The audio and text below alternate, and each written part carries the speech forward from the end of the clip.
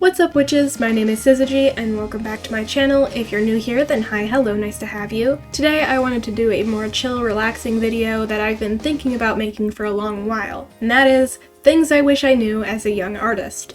I know that everyone already made this video like 3 years ago, but shh. I had some specific things and tips I wanted to share, so just let me have this. Sorry my voice sounds a little bit weird, by the way. I'm recovering from a cold.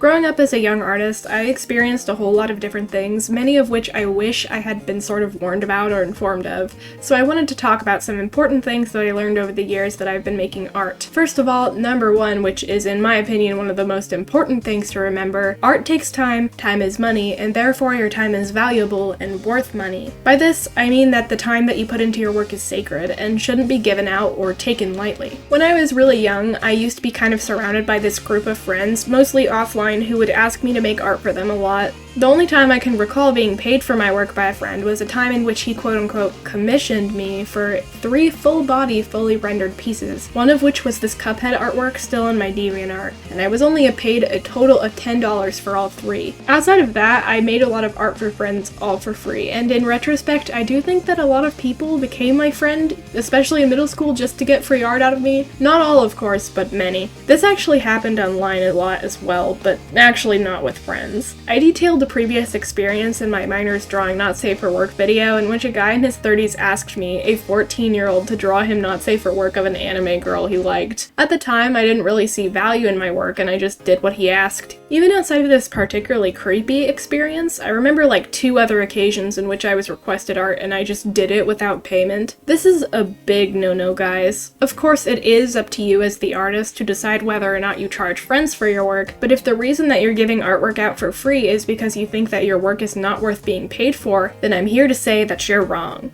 But like in the nicest way possible, of course. Your time and work is worth being paid for, so when you set the price of your commissions, don't be afraid to charge a decent amount. If people want art from you, then they can pay you for your time and your skill. Art is not an essential good, it's rather a luxury, and no one is owed anything from you without any payment. Another thing that I think that is important for young artists to know is that when you first open commissions, you aren't going to get very many of them. Especially if you have a smaller viewer base and subscriber or follower count, it may take a while for you to get your first commission. I had commissions open for actually like quite a few years, and then when I was a YouTuber, quite a few months before I ever got commissioned, and for insanely low prices as well. So if you don't get any offers right away, don't get discouraged. It doesn't mean that your work isn't good, but it may mean that you need to promote yourself more and build more of an audience and a portfolio. Another thing that every artist needs to know is that you have the right to deny any commission or request that comes your way. If you're too young or uncomfortable with drawing suggestive, not safe for work, or gore art, you can turn down that commission. And if you don't know how to draw something that they're asking for, feel free to direct them elsewhere. Even if you make a post asking for requests or art ideas, you can still deny each and every one if they don't suit your interests or taste. Again, no one is entitled to your work, and it's important that you stick within your comfort zone and put your foot down when you need to. Trust me, I know the ramifications of not doing so from experience. It may seem hard to assert yourself at first, especially when it comes to someone offering to pay you, but I assure you that it will save you a lot of grief in the long run. Next up, use references. I know that may seem like a very basic tip, but let me tell you, it's definitely an important one that you should always remember. When I was younger, I rarely ever used references, and rarely ever even traced, so it was difficult for me to learn proper anatomy and posing for a while earlier in my art career. I still use references when it comes to almost any drawing that I do, especially when it comes to more complicated posing and piece composition. Also, remember to use a variety of references. When I was first starting out, I either never used references at all, or the ones that I did use were all in the anime style and were sourced from a couple how to draw books that I had as a kid, or from really spindly art style like Vivzipops and Twisted Doctors. This meant that I would often copy anatomy mistakes that were present within those inspirations. Because I was so often overexposed to skinny characters, I tended to draw limbs too skinny for my art style, and it took a while for me to unlearn and correct a lot of those tendencies. Sometimes I even struggle with it to this day. So in that case, I would recommend making inspirations inspiration and anatomy folders full of references for your art, and try to take them from a lot of different sources so that you have a fuller scope of things.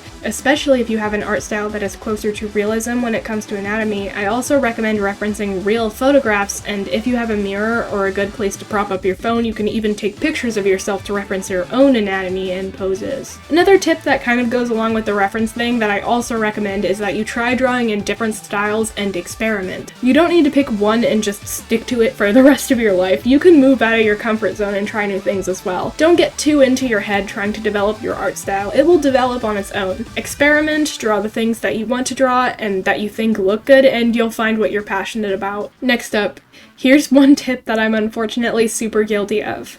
Even to this day, I sort of struggle with it. Not everything you draw has to be a grandiose, fully rendered, perfectly drawn and lined, detailed piece. I've noticed that doodling occasionally has actually helped me progress in my art, and to be honest, I should probably doodle more often even to this day.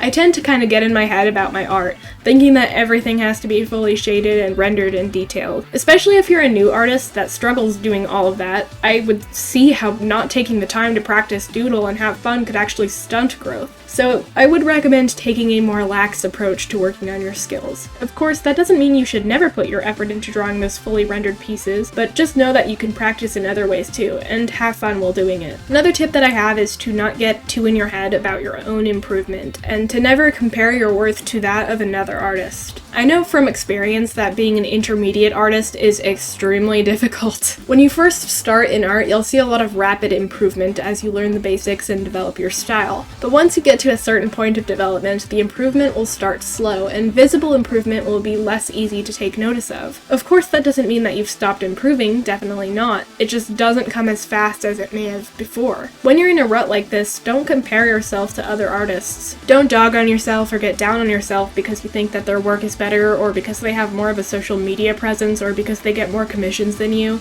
None of that indicates that you're worthless in comparison. Self-deprecating really doesn't lend well to improvement, and it may make you start to slowly hate your art and what you do. Trust me, I know this so well from lots of experience, unfortunately. It's not just as easy as get over it, but you can certainly take steps to stop comparing yourself or to hate your own work. Hey, improvement might be slowing, and sometimes the pressure is real, and being an artist is hard, but just keep going. Keep doing the things that you love. Work on your passions. Don't focus too much energy on improving or measuring up to others or having a presence on social media. Just doing what you love will reap its own rewards. Also, in line with doing what you love, another tip that I have is to draw for yourself and not for other people. I've known a lot of people who would draw things not because they wanted to, but because those things were popular, and I've actually done this before myself. Forcing yourself to make art of things that you're not interested in is going to cause you a lot of grief in the long run, as art will be less fun and you may even grow to resent it.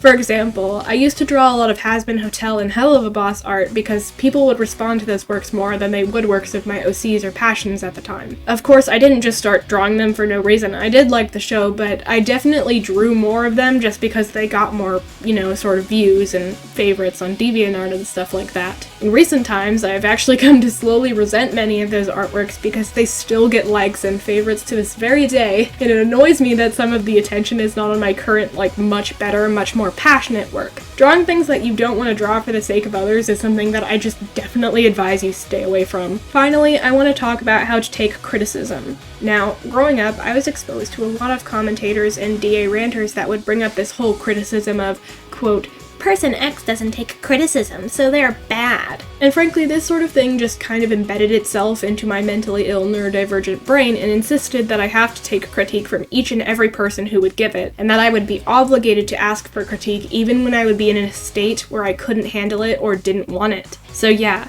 I want to sit down here, pop a squat, and tell all of you that all of that stuff that I believed and many other people push is a total ripe crock of shit. Someone's art and personal passions are a very sensitive subject, and it's not wrong for them to state that they do not want or are not open to criticism of their work. So yeah, if you're an artist like me who tends to be sensitive about criticism, then you're not obligated to take it, nor to open yourself up to it. This is especially the case when the critic berates you or is completely destructive, or when they offer worthless criticism like, this is cringe, or this is ugly, or this looks weird.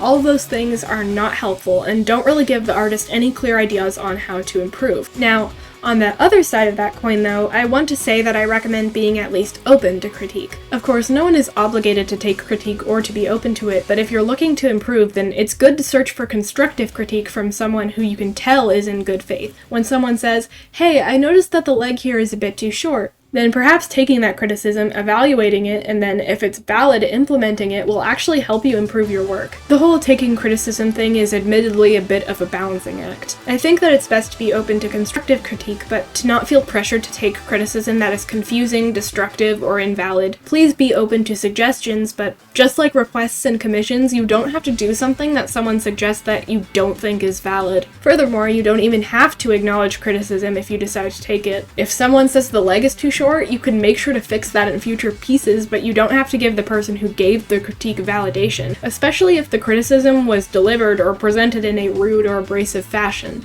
Anyway, that's all I really wanted to say for this video. If you'd like to add your own additions to my art tips in the comments, then I would love to hear some of your suggestions and ideas and experiences. If you're a beginner artist, struggling, or just a little bit less experienced than I am, I hope that some of these tips and suggestions were helpful to you. With all of that being said, I hope you enjoyed this video. If you liked it, feel free to rate and subscribe if you feel inclined to do so. If you want to see some of my art and writing, safe for work and not safe for work, 18+ for that last one, or if you just want to see some of my crackhead tweets, then follow the link to the card in the description where you can find the links to all of my social media. Thank you for watching, I hope you have a nice rest of your day, and don't forget to stay magical.